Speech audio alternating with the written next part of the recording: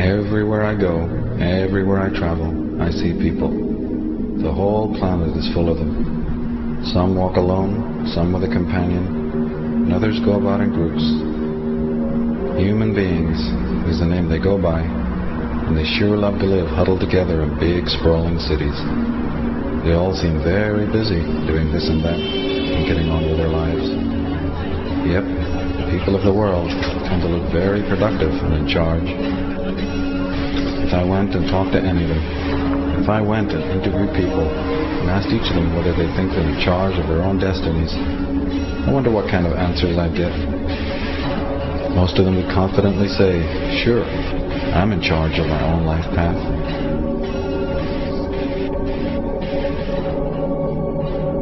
And what about me? Am I really in charge of my own destiny? Do I know where I've come from, why I'm here, and where I'm going? After all, some people would say that just by using this credit card, I'm a virtual serf to powerful men who profit from my existence. Some have said we're all veritable slaves in an invisible penitentiary. If that's the case, then none of us are in charge of our lives. We only think we are, and that's kind of frightening. Maybe that invisible prison does exist. Maybe I can't see it because I've been trained not to be able to see it. Can that situation never change? After all, I sure don't like to think of myself as being on someone else's chain. I think it's time to investigate these matters. When in doubt, find out. That's the key. There are those who've looked into these matters long before my time. What did they have to say? That's what I'd like to know.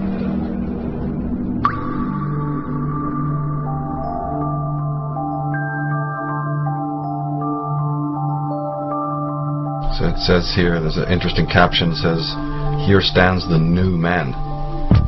His conception of reality is a dance of electronic images fired into his forebrain, a gossamer construction of his masters designed so that he will not under any circumstances perceive the actual or the real. His happiness is delivered to him through a tube or an electronic connection. His God lurks behind an electronic curtain. And when the curtain is pulled away, we find the CIA sorcerer and the media manipulator."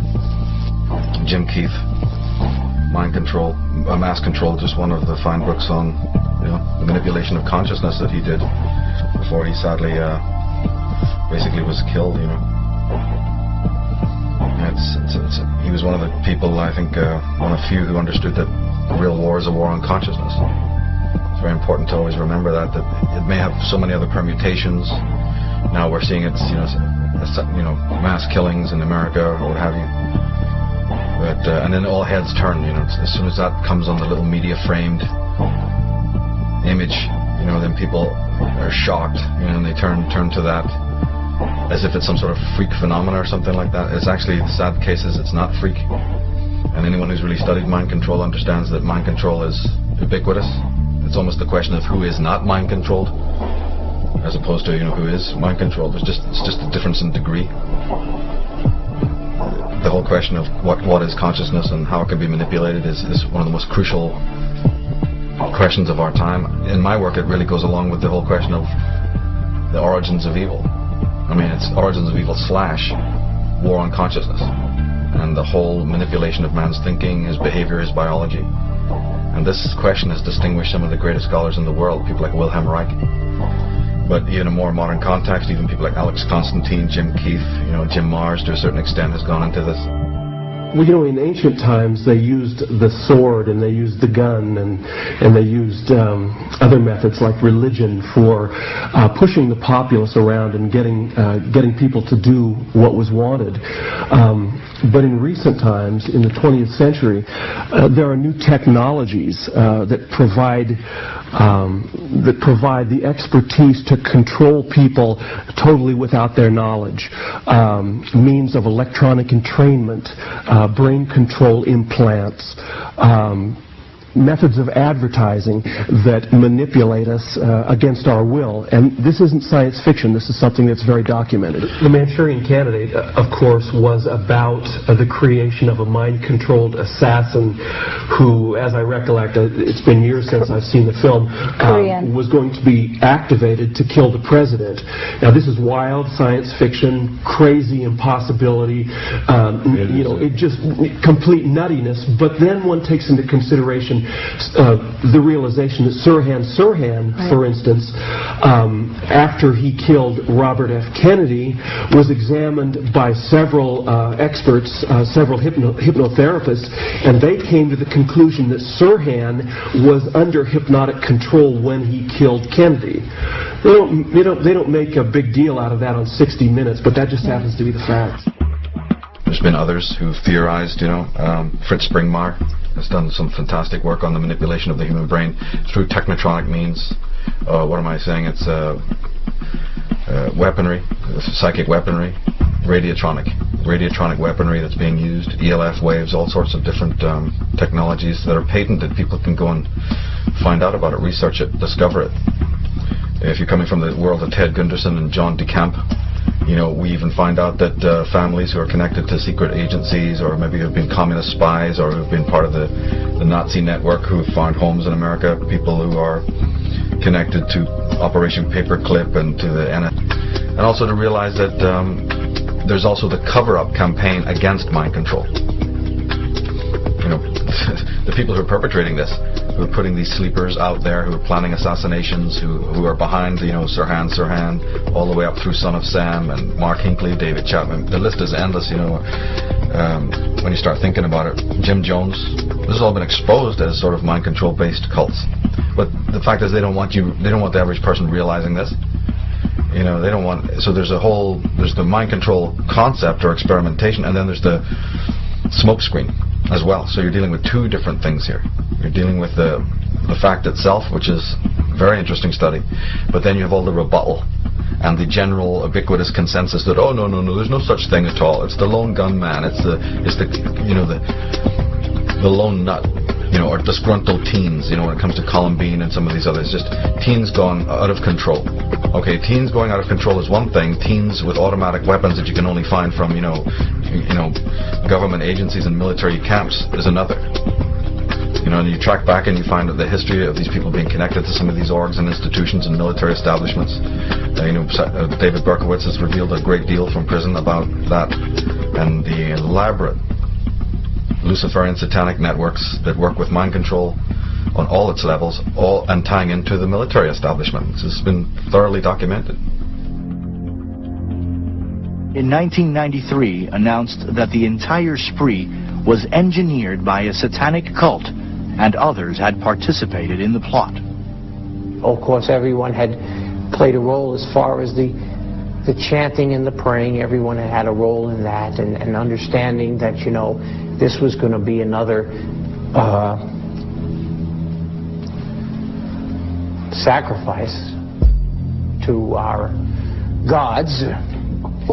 Bunch of scumbags that they were.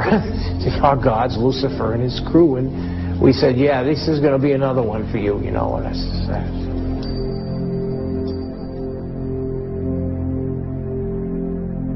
I certainly recommend Maury Terry's Ultimate Evil, in which Berkowitz reveals the whole level of operations, government black ops, and mind control behind the Son of Sam, behind the Son of Sam killings.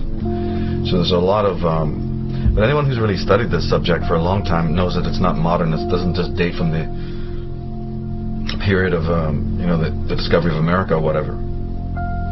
You can take it back to England. Very strange happenings with serial killers there, like the one that jumps to mind, of course, is Peter Sutcliffe. Some of the revelations he made in court. He was known as the Yorkshire Ripper.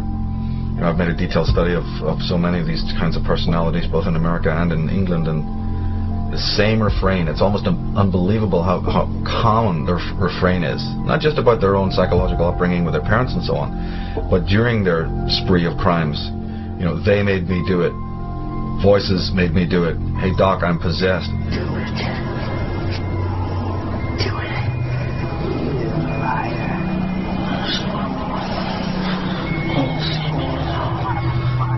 He's mine! The other album side, just go. Get in the next taxi and just go. Go, go, go, go! Don't do it. You don't listen to them. Don't listen to them. There's no place like home. Come on, come on.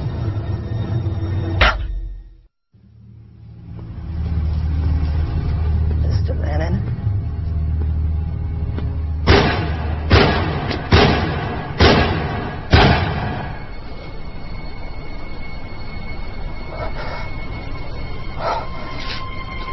They've had this whole run-in with doctors.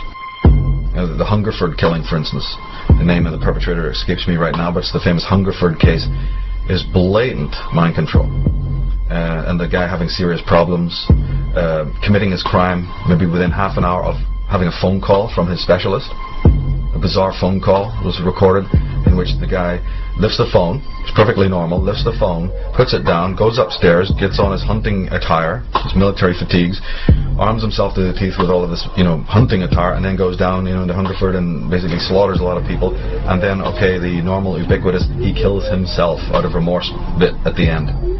No, he killed himself at the end after the head detective arrives and through a loudspeaker or through some sort of a bullhorn coaxes him out. Johnny, come out, give yourself up, you're surrounded. And then you hear a shot. So how do we know that that particular speech from that detective or that chief of police is not loaded with what they call trigger terms?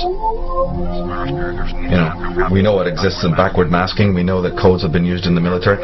Well, language is a communication device. How do we not know that in that speech, coded, embedded within that particular speech, when they're saying, hey, Johnny, come out, give yourself up, you're surrounded, how do we not know that within that is not some trigger word, and then bang, pop, you hear, and then the media will never know. It's another mystery. Nobody will ever come to and then the media unleash their story for you. They have their little story and the weeping parents, and we had no idea that our son was such a lunatic.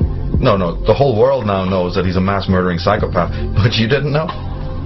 So we got whole questions there that need to be looked at and investigated. Who are the parents of these people? What is all this symbolism about?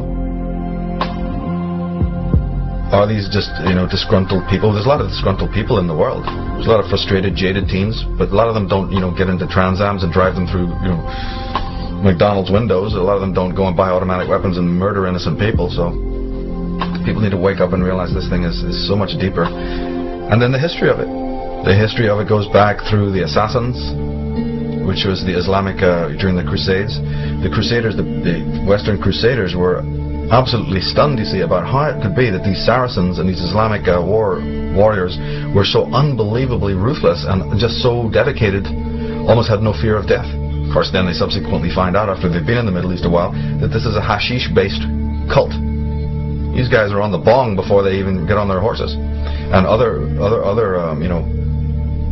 drugs, other kinds of mind-altering drugs, disseminated to them by their occult leaders, people of Islamic versions of Freemasonry.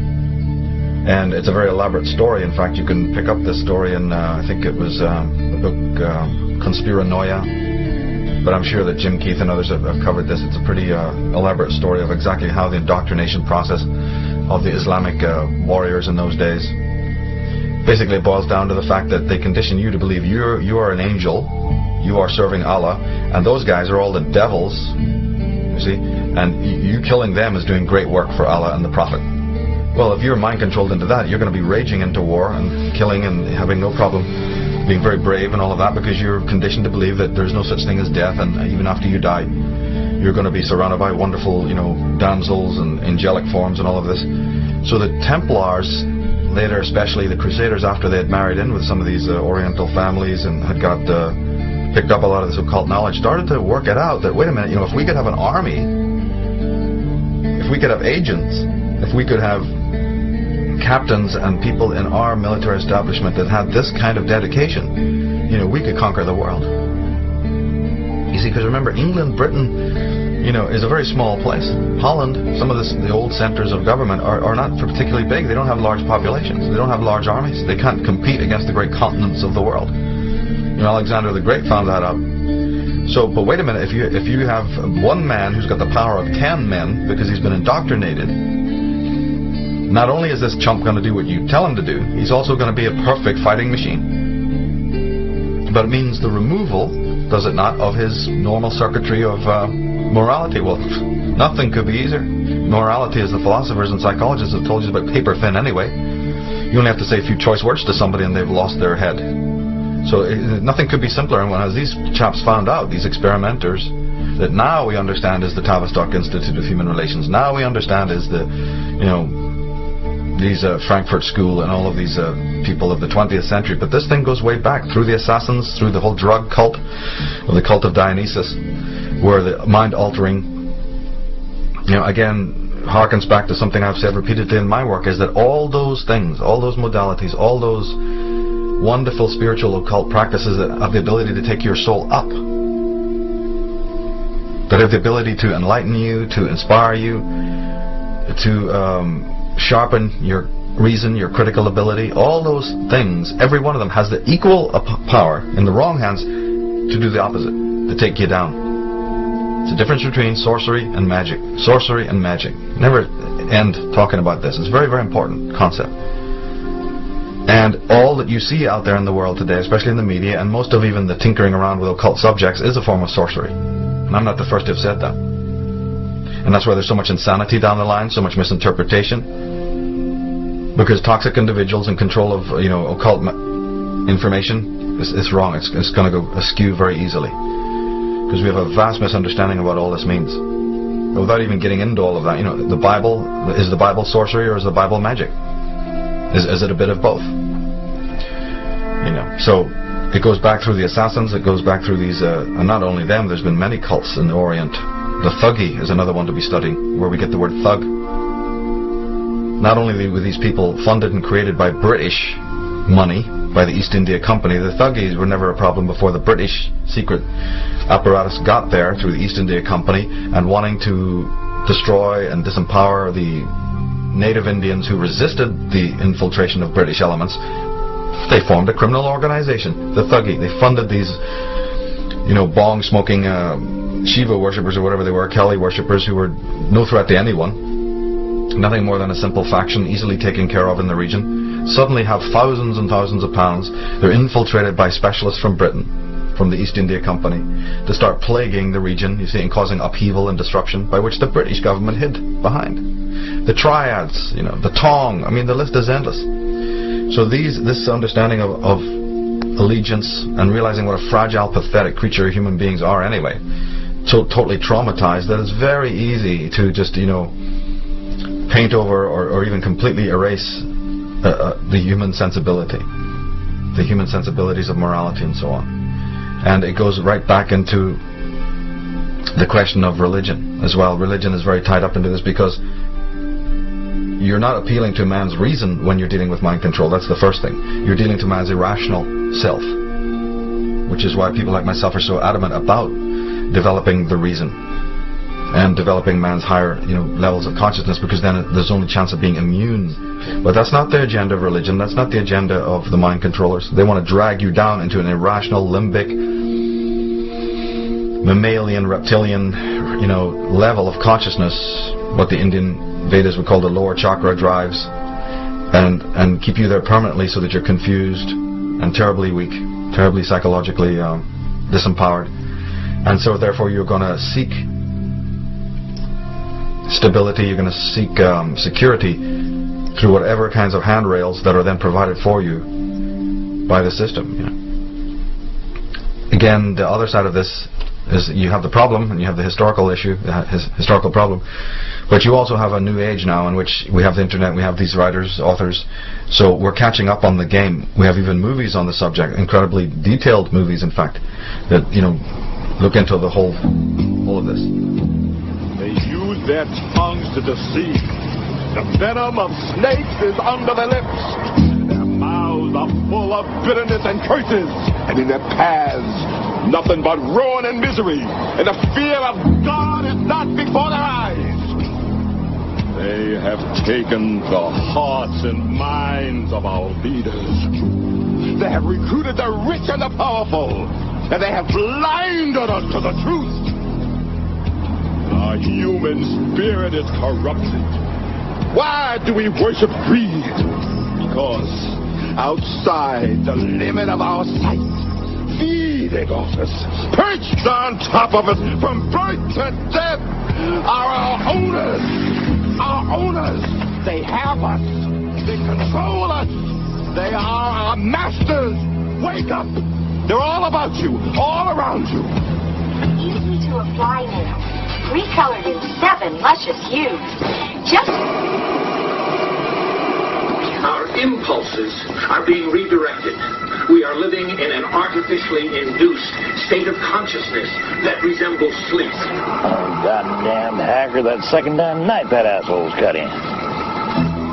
The movement was begun 8 months ago by a small group of scientists who discovered, quite by accident, these signals being sent through... He's giving me a headache. Yeah, tell me about it. Must took the hackers months to figure out how to do this. The poor and the underclass are growing. Racial justice and human rights are non-existent. They have created a repressive society, and we are their unwitting accomplices. Their intention to rule rests with the annihilation of consciousness. We have been lulled into a trance. They have made us indifferent to ourselves, to others. We are focused only on our own gain.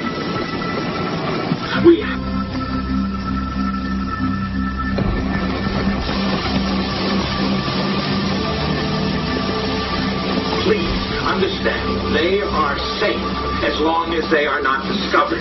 That is their primary method of survival. Keep us asleep, keep us selfish, keep us sedated.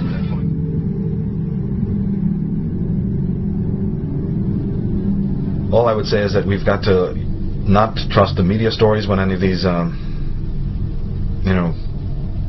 atrocities take place. You've got to really search out and seek out for yourself and not believe what, the mainstream media is telling you. You have to realize that this is a very ancient thing. It's very sophisticated. And that you'll have to realize that religion plays a key part because it deals with the emotions of man, his irrational drives, and his needs. Man being raped on one side of what he really is spiritually, loss of center. So when you see these Sirhans, you see in these Hinckleys and these apparently lost souls, very easily manipulated, you got to realize that that is the guy next door. This is pretty much walking around in the world. But the good thing about the modern age is that you have people like Ted Gunderson and John DeCamp, you see, and whistleblowers from within. Ted Gunderson, of course, was very senior in the FBI. John DeCamp was a senator. You have people from within the system now. You have, I can't remember his name, but in MASH, the show MASH, B.J. Honeycutt, the guy, his name will come to me in a minute. He has made a personal investigation into child abuse and satanic circles. So you have famous actors, Lee Majors and Robert Mitchum have done movies on this, certain Albert Finney with Looker. There's a lot of movies out there that have been covering this. Of course, The Manchurian Candidate immediately jumps to mind, with a fantastic film with, who was in that? It was Frank Sinatra, Lots of elements there. And that is not fiction, that is absolutely true, with key words, key phrases. Isn't it a coincidence that Mark Hinckley and Chapman, both were reading Catcher in the Rye? So just even these small sort of anecdotal connections And the way they do it is also very interesting. How the whole process of how an actual mind control slave is made runs along pretty typical lines. They have traditional ways of doing it. It's very much based on your own profile when they've been studying you independently without your knowledge. And also, of course, we find out that many of these individuals who've gone down that road, who've been so abused this way, were in fact involved with the corps, or the the United Nations, or the military. You cannot even document the cases of the people who've gone on to commit these crimes, including Oswald and Son of Sam, David Berkowitz, and other people. They've all had some sort of background in the military, or they've all worked for some sort of United Nations group, or military corps, or Peace Corps, or whatever. They've had some tie-in with some major orgs, and sometimes a lot more, sometimes full-blown, military intelligence kinds of organizations. And we even know that the conspiracy movement and the New Age movement is infiltrated by these people. There's all sorts of levels on this, all the way from the spiritual level, with religion affecting your mind and disempowering you in order to control every action, every thought you think, all the way down to this more street level, mind control, where kids are recruited from school because teachers who are in the pay of these think tanks observe the child, observe their spiritual tendencies, observe their introverted nature, because you'll always hear the same refrain. It's a very, very common refrain, which you pick up in Mark Hinckley, because he specifically was a virtuous man, actually, and his crimes were born out of a virtue that was manipulated. His virtue was to save the young from all the pestilence and evil that he saw that was rampant in the adult world. So the mind controllers would have picked up on this, and they would have looked at his profile and say, this man is kind of humanitarian, he's a bit of a loner. So he was a kind of a loner in school, yet as a loner he joined the military. Why would a loner, see, there's a contradiction right there, and they pick up on that. Why would a loner be joining something which is not only collectivized, it's highly collectivized, it's very regimented? So then they pick up conflict in his personality, and then he joins a collectivized kind of setup like the military, and then is still super introverted. His buddies will say, oh, we didn't go on with him, he never spoke, he was dead quiet. So you've got little contradictions there. Why would a man even like that be compelled to join something totally antithetical to his nature? Was he compelled to do that? Or was he trying to break out of his own personality mold and try to do that as a way to heal himself from what he thought was a malignancy of nature? Because if you're introverted and live in the West or live in America, they'll make you feel that you're malignant, all right. It's not that introversion is malignant, quite the contrary. As the psychologists know, it's the extrovert personality type that's the easiest hypnotized. Ha ha ha. The extrovert personality, Mr. Sunshine, the one-season world, getting gung-ho guy who's super successful, got everything that the material world can offer, he goes under in 2 seconds flat, but it's the introvert that you kind of, manipulate. Well, so this is the, again, contradiction. Who wants it? Congratulations, Richard. You had some very interesting scores on the first series of tests for Parallax. Testing for what? The Parallax Corporation. You did apply for our training, didn't you? Oh, Christ, that. As you know, Parallax receives demands from all phases of industry. Demands for unusual personnel. If you qualify, and we think that you can, we're prepared to offer you the most lucrative and rewarding work of your life. Yeah, what do you get out of it? We receive a sort of finder's fee. As I said, the jobs are difficult to fill. Your tests suggest that you have remarkable talents. Yeah, what do you mean by talents? You have difficulty holding on to a job, don't you? I don't know, I just don't like to take a lot of shit so people say I got antisocial tendencies. Right. Now tell me, has it ever crossed your mind that maybe it's everybody else's problem that they don't get along with you? Why? Because you see, the very quality that gets you in trouble is what makes you potentially invaluable. What's that? Your aggressiveness. Aggressiveness? Right. I don't want to intrude on you while you're reading. But get in touch with me personally if you'd like to go further.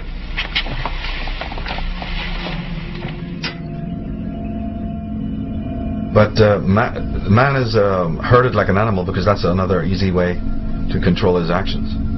And it just makes it a whole lot more difficult for the spiritual individual to stand alone, you know, the whole concept of the outsider. And can the outsider even take that type of ostracization and feeling of alienation? Or can he learn to live with it as a necessary evil? And then try to find a center in some way?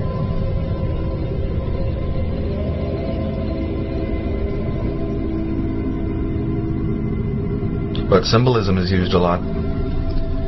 Not only words and trigger words, but certain kinds of symbolism will be used. And I believe that these people, even when they approach priests, you know, maybe if they have some mental problems, what's your options? You know, nobody's going to understand you and your family around you, so you're bound to have to go to a priest or some sort of psychologist, psychiatrist. And in my mind, you know, that's really could be potentially very dangerous. Because I've got questions about who these people work for, you know, and what kind of allegiances they have, and how many strange deaths have taken place while you're in the custody of these men in white. Why is Bayer Corporation the rat of the week? Internal documents show that after this company positively, absolutely knew that they had a medication that was infected with the AIDS virus, they took the product off the market in the U.S. and then they dumped it in France, Europe, Asia, and Latin America. The medicine's called Factorate. It was an injection medicine that was used for hemophiliacs, mostly children. Children had been born with an incurable disease. Hold on, Mike. So hold on. So you're telling me that Bayer knew that this drug was infected with the AIDS virus. They yanked it from the market in America, and then they dumped it in markets overseas? They had to figure out a way, Joe, to make a profit on a product that they could not sell in America. So they made a huge profit. They dropped the product in Japan, Spain, and France. Each year in the U.S., thousands of women learn they have cervical cancer. I could be one less. One less statistic. One less. Because now there's Gardasil, the only vaccine that may help protect you from the 4 types of human papillomavirus that may cause 70% of cervical cancer. I want to be one less woman who will battle cervical cancer. One less.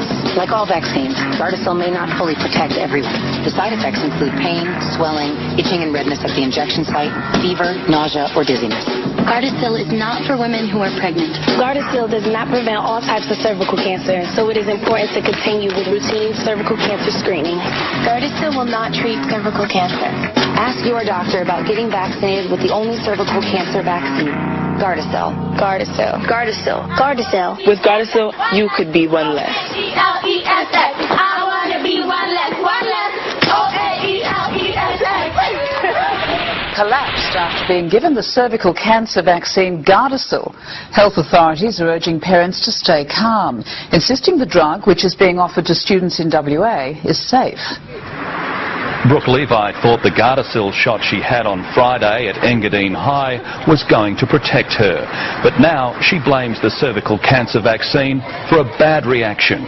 I want to pass out and just throw up and just go to sleep. Brooke ended up at Sutherland Hospital. 2 weeks ago, Melbourne student Natasha D'Souza also felt unwell after being vaccinated. I actually wasn't looking too good and I was looking a bit green in the face. And then I just basically collapsed about 5 minutes into class. Natasha says her arms and legs were paralysed and she couldn't speak. She wasn't the only girl to have the jab, then fall sick. Yeah, there were girls dropping like flies, basically. Medical authorities have declared the reactions aren't linked to Gardasil. They've blamed fear of needles. The after effects are very, very rarely serious, and the benefits of the vaccination are very, very important. There's no reason to stop the vaccination program. The vaccines have been thoroughly tested both in Australia and overseas and have been found to be extraordinarily safe. 70,000 Gardasil vaccinations have been administered since the drug's approval last year. Full protection against the virus that causes cervical cancer requires follow-up shots, but many girls aren't keen to chance it. I don't want to after going through this. Damien Smith, 7 News. Coming up in 7 News, a warning to diabetics about the deadly side effects of a popular medication. All of the money from the health industry goes into the medical monopoly and the drug trust. Interestingly enough, the Rockefellers control every major drug company in the world, and now when I say control, I mean directly. They have among the directors and officials of each of the 18 largest oil companies in the world, they have men from Chase Manhattan Bank, from the Exxon oil company, and so forth. So they're right there. The names, I have all the names in my book, Murder by Injection. So it's a terrible problem, terrible problem. And if people are not willing to go holistic and really have a holistic background, you could be jumping from the frying pan into the fire when you try to approach quote-unquote professionals that give you help. Well, you might be going to the most psychotic people that ever lived, the very people who have caused you to be the way you are through their whole media manipulation and their whole infrastructure of society. Like, that goes back to the whole question of who is sane, what is sanity? Is there anybody sane in this world? The more you start to look at it, the more you start to realize, no, you're not. You're in some sort of hideous Planet of the Apes type experiment here. And man is a terribly, terribly disassociated and fragmented individual. People come to me all the time asking me to medicate them. The implication behind that was that human beings, like all other animals, have a particular ideal model. It had a machine-like quality to it. We know what the model should be. And they ask the medications, they ask of me to give them medications that would push them back to this particular model they have. An unrealistic model, but a very static model of man as machine. What was happening was that large parts of normal human experience, grief, disappointment, loneliness, were all being reclassified as medical disorders.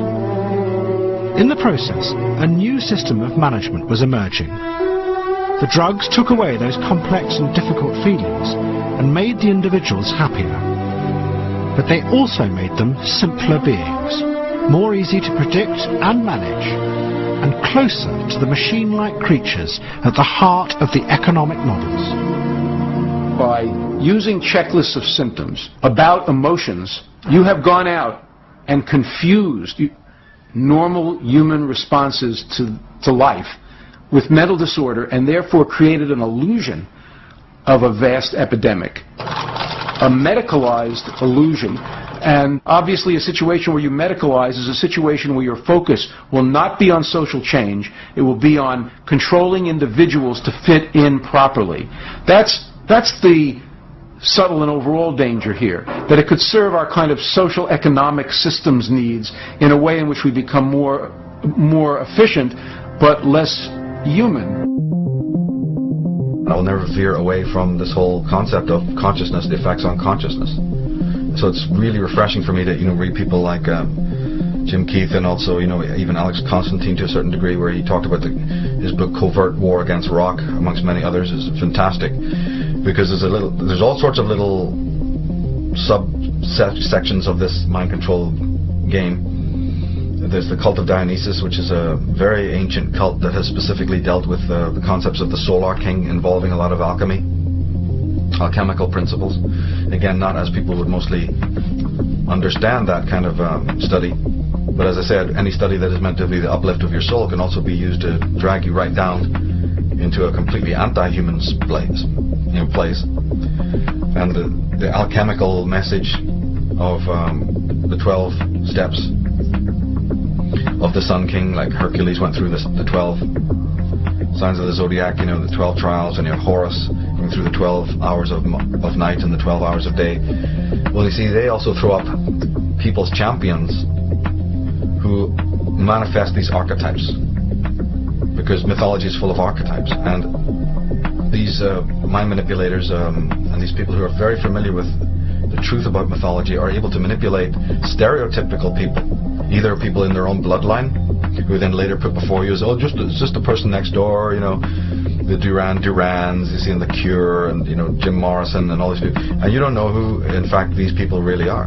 Well, I got questions about a lot of these people in bands, through their names, through the symbolism that they use. I mean, people are only going to go and pick up albums of the Lords of the New Church, you see, and certain bands, certain even personalities within the movie business. Well, we accept you've got geniuses. We accept you've got phenomenal minds on the artistic level, the Werner Herzogs, the Alfred Hitchcock, we have no problem accepting that you've got exceptional minds of genius, but we can't understand that you have dark minds of genius in the same boat as well. Hell, man hasn't even got around to understanding that enemies in the world are created in exactly the way that allies are created. If a country approaches another country, or a government approaches another country, government, and says, we want to be allies, and then they shake hands and they have agreements, you've just created an ally. Well, then what is so unbelievably difficult for people to understand that the same action causes political enemies to exist? You create your enemies. In fact, you might even have your own men in there, running the government in order to make these enemies. This is how this dialectic works. Now, in the field of pop music and rock and all of these things, I don't approach it from a Christian point of view, so I'm not going to sort of hammer these people just because they've seen wearing a pentagram one day, or they dress in black or something nonsensical, like a lot of the Christians, who try their best to critique this stuff. Unfortunately, they get way off, in my opinion, and basically it comes into hammering their own theories. You're going to have to be very impartial when you investigate occult matters. Christianity is an occult agenda which has been used by the mind controllers endlessly. Wasn't it Mark Hinckley or David Chapman was involved in some Christian network? I know he looked after children. He spent a lot of his time working in children's homes, in daycare and things like that. So these are virtuous Christian, soulful people who are not able to adjust to their society, and then were picked up or experimented on, or just asked to even do a simple questionnaire, just like the old Scientology gig. Well, we're doing a poll, we're doing a research, we're doing a survey. We got the 7-page, obligatory document we give out. You don't know where that document is going. You don't know where that is going to end up, or who's going to be studying it and going, interesting, interesting. Then they file them away and use them whenever they need it. This is exactly how it happens. You have to be very careful with all of this. Who knows where that gigantic Scientology, join-up sort of questionnaire thing is really going? And what computer is reading it to find out exactly who you are and whether you fit one of their mind control, schema or not. And by the time you find out, it's too late. But these individuals often who are exceptionally gifted can also be used, sometimes consciously, sometimes unconsciously. And they are put before you, they're stereotypes, but they represent powerful archetypes. One of them being the Sun King, the Solar King, like Elvis Presley. And in fact, it's absolutely uncanny in the last concerts that Elvis did, where he almost verbally is talking in terms of solar symbolism. If you can decode what he was saying on stage at some of the last concerts that he did, it's absolutely remarkable how much solar symbolism he's using, unbeknownst to himself, which is again how the archetype works through the stereotype. And one of the key things is that when the Solar King is about to die or end his cycle, some of the mythologies, not all of them, but some traditions claim that the sun must die in water, in some kind of plunge bath or in some kind of lake. And if you open some very early, pictures of alchemy that are woodcuts, you can find these online, you will literally see that. You will see the king in his old age immersed in water. And where have we seen that before? Jim Morrison, perhaps, Brian Jones. There's a whole, even the concept of dying on your own vomit or dying in alcohol, you see, in your lungs, is a water-based ritual type of thing going on here. So in the case of so many of these people, we need to look into some of the ritual elements of what was going on. So all the way across the quasi-understanding of religion and cultism. I think we were talking earlier about how you said the cults were studied by the marketing men, the media, straight commercialistic people to see about allegiances so they could start, infiltrating their own commercials for stupid cars and stuff like that with this cultish sense of this imagery, to engender belonging, in the sense of belonging, all that tribal stuff again. So as long as man has not got a center, as long as he's, divorced from his own center, not aware about how his consciousness has been manipulated, he will remain open to this kind of manipulation. Fantastic comment on this in Lord of the Rings. They didn't bring it out in the movie, except in one very short line, which is hard to miss, but in the book they emphasize it very, very prominently, that when they approaching the wizard Saruman, who's a character in the story who's basically was a good man turned evil, that the other wizards in the know, or the other elders in the know, continually warn anyone who should approach Saruman to beware his voice. The white wizard approaches. To beware his use of language, because that alone will hypnotize you, and no matter how strong you are, you'll be pulled into his web. Do not let him speak. He will put a spell on us.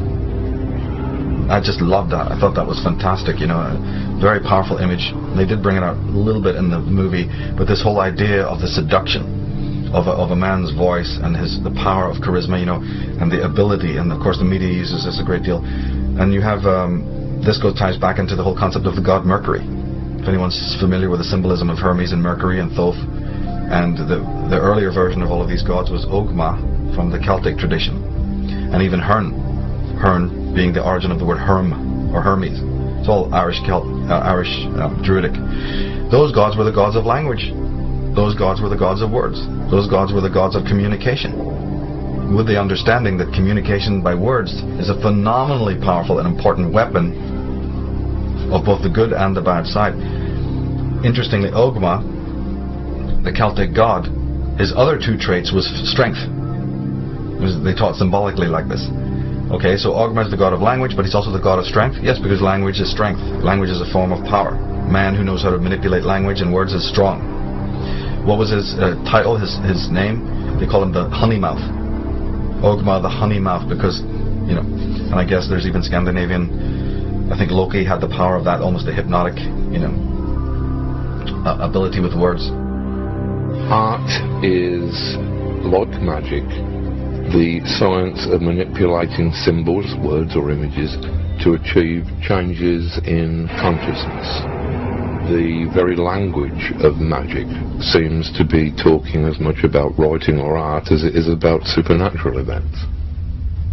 A grimoire, for example, the Book of Spells, is simply a fancy way of saying grammar. Indeed, to cast a spell is simply to spell, to manipulate words, to change people's consciousness. And I believe that this is why an artist or writer is the closest thing in the contemporary world that you are likely to see to a shaman.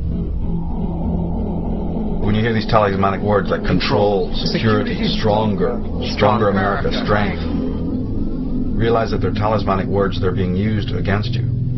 They're seduction words to try and get you to accept this because you don't have that. Well, you've been raped of that. The people who are selling you one story here have actually taken away the very things that you needed that were in your psyche to begin with. I am continuing and I am increasing the search for every possible path to peace. We maintain our strength in order to deter and defend against aggression, to preserve freedom and peace. No one, friend or foe, should doubt our desire for peace. The United States wants peace. We seek peace. We strive for peace. I pledged in my campaign for the presidency to end the war in a way that we could win the peace.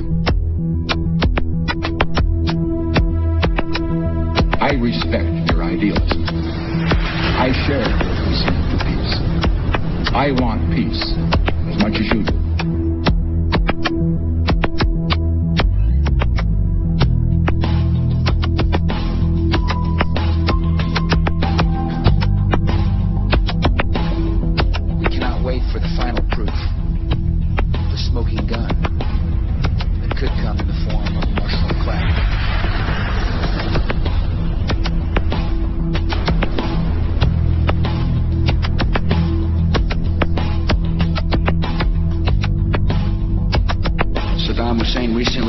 Significant quantities of uranium from Africa. There is no doubt that Saddam Hussein now has weapons of mass destruction. Weapons of mass destruction. Botulinum, VX, sarin, nerve agent. Iraq and Al-Qaeda. Iraq and Al-Qaeda. Terrorism. Cyber attacks. Nuclear program. Biological weapons. Cruise missiles, ballistic missiles. Chemical and biological weapons. Iraq has weapons of mass destruction. President Bush has said Iraq has weapons of mass destruction. Tony Blair has said Iraq has weapons of mass destruction. Donald Rumsfeld has said Iraq has weapons of mass destruction. Richard Butler has said they do. The United Nations has said they do. The experts have said they do. Iraq says they don't. You can choose who you want to believe. The sources that have deceived us so constantly don't deserve our trust. And to the extent that we give them our trust, we set ourselves up to be scammed again and again. There are reports that there is no evidence of a direct link between Baghdad and some of these terrorist organizations. There are known knowns. There are things we know we know. We also know there are known unknowns. That is to say, we know there are some things we do not know. But there are also unknown unknowns. The ones we don't know, we don't know. I will build new partnerships to defeat the threats of the 21st century. Terrorism and nuclear proliferation, poverty and genocide, climate change and disease. And I will restore our moral standing so that America is once again that last best hope for all who are called to the cause of freedom, who long for lives of peace, and who yearn for a better future.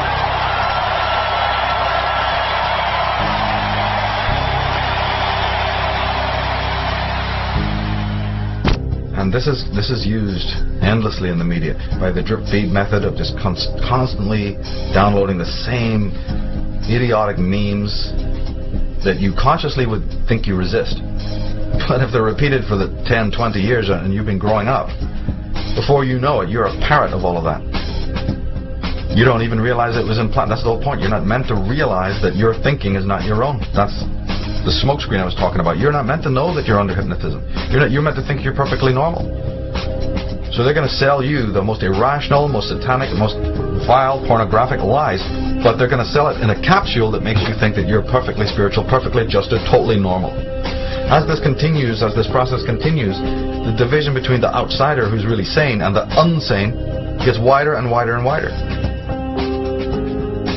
What are people complaining about? That they can't believe the world they're walking around in. Sane people are going, I can't handle it, I can't work, it's terrible, the people are idiots. Yeah, but that didn't happen last year, that didn't happen 2 months ago. You're seeing the symptom, not the cause. You're seeing the symptom of an immensely long, phenomenally detailed and interesting and complex. What was Soviet Russia? You can sum up the whole gig of communist Russia in one sentence. Experiment. Social experimentation. Meaning you split hairs as to whether it was a Darwinian experimentation or an Orwellian blah, blah, blah. It's an experiment in how to control human beings who very easily were controlled. Oh my goodness, 33 people are shot dead. Everybody is just tripping over themselves with awe and amazement and anger and frustration. Let me see, what else is going on in the world right now? What else has been going on since 2001? Let me see, what's happening in Iraq or Iran right now? Can we ask a question about that? What was going on during the previous George Bush? Was there a thing called Desert Storm in which millions of people were killed, children were wiped out, incinerated? In Panama were people not burned to death with lasers and incinerated in their own cars, completely innocent people? Then we have Grenada before that. Grenada. There you have, where do we stop? How many wars do we need? But your children die. Of course it's horrible. But can we have some context here? Can we have some sanity here? That just because your little pathetic, mediocre lifestyle has not been shaken up by something you don't understand, that's the only violence you think it exists in this world? Somebody has to be wielding, a 38 on your own street, in your own backyard, before you realize that there's such a thing as violence in the world?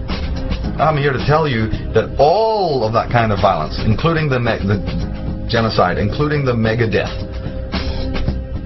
chew on this, that all of that, all through history, is a tiny